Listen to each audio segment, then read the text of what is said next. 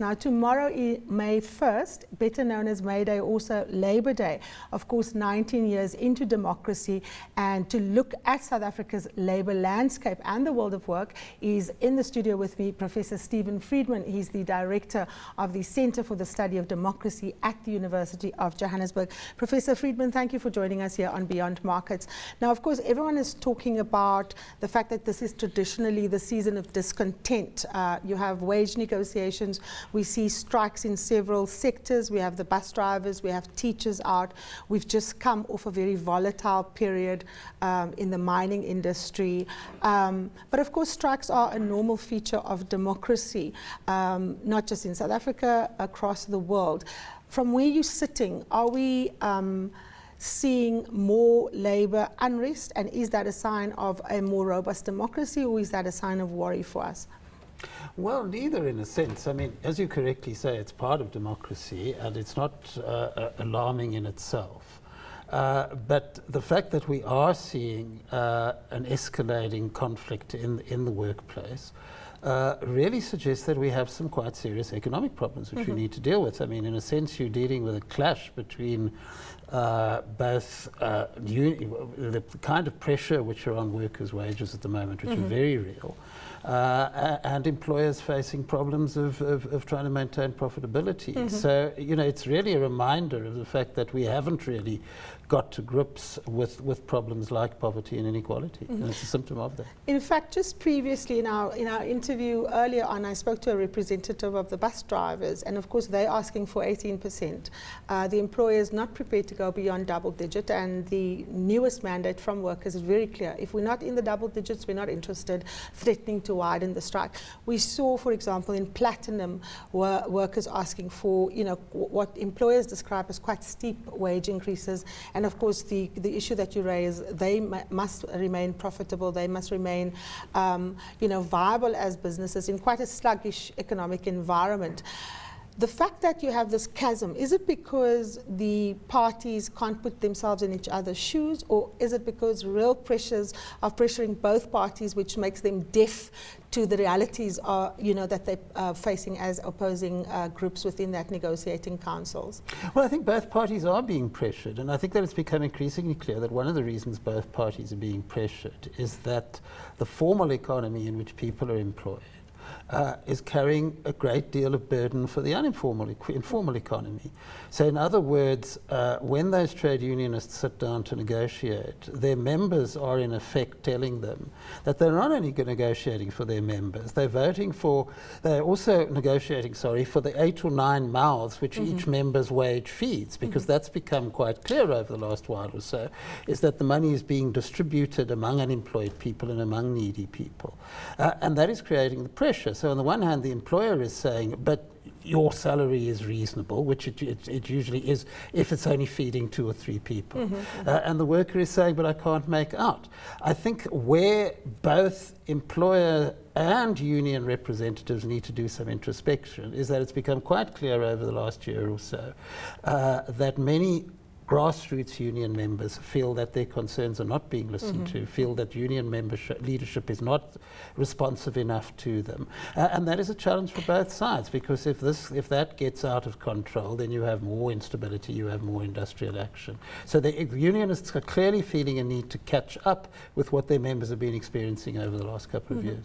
Now, of course, employers often argue that when they look at the kind of layout in terms of wage costs, it's not matched by productivity, and South African productivity is often you know, looked at when economists speak as one of the big drawbacks for investors, that our workers are not as productive as you find in other parts of the world. Is that something that you feel is being addressed by those who represent workers? Is there enough appreciation within the trade union movement of the centrality or the importance of issues like productivity? Karima, I think the 2 points to be made about this. The first one is that anybody who's done Industrial Relations Theory 101 will tell you that productivity is a management function. It's not a labour function. It's a function of the way in which you manage your firm.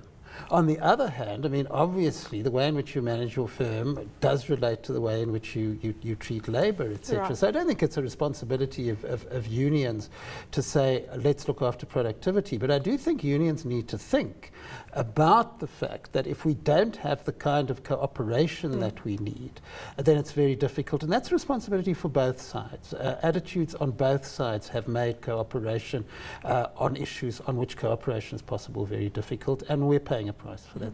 Now, of course, the world of work is changing all the time. The definition of a full-time job is changing. We've seen the introduction of casual labor, the use of interns.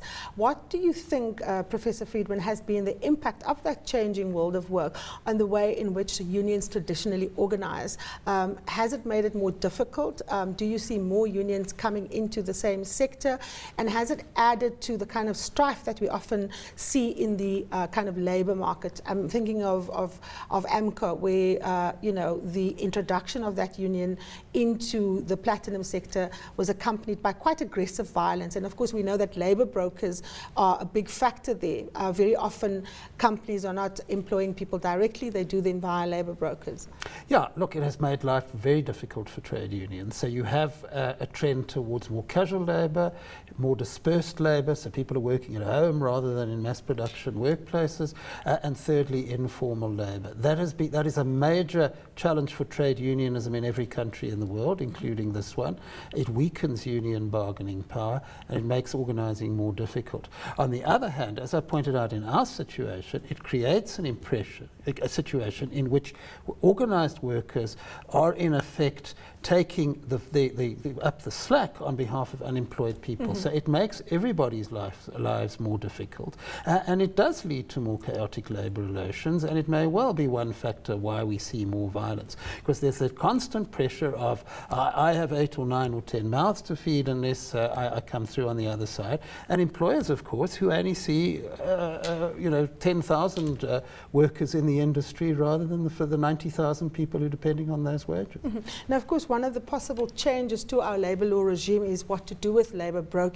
There's been a lot of pressure within the ruling Tripartite Alliance for an outright ban, particularly called for by the Labour Federation, COSATU, and the Communist Party.